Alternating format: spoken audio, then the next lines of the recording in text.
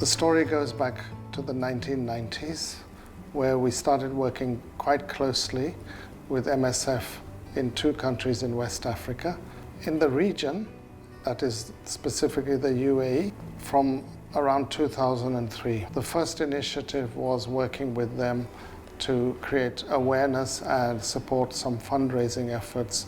We then worked in our supermarkets where we tried to get our retailers, the retailers and our consumers engaged with us. That led to us having an annual arrangement whereby we would be their default partners with MSF in the UAE region.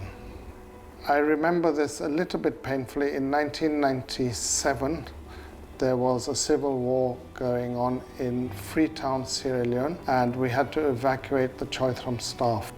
My mother lived in Sierra Leone, in Freetown, and in a sense, setting some kind of example, we organized for the managers and staff of Choithrams to leave Sierra Leone and left, in a sense, my mother as one of the co-founders of Choithrams as the last person.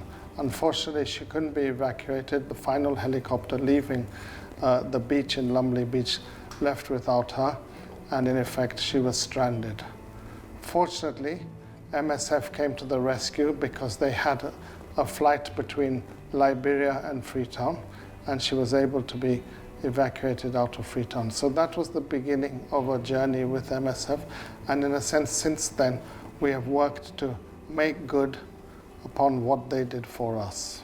We have a phrase about Choithrams, we like to say full of goodness. Perhaps I should correct that to say that working with MSF will help us deliver goodness, and the specificity underlying goodness can range from disaster help, long-term help in terms of research and funding for improving protocols, infection control.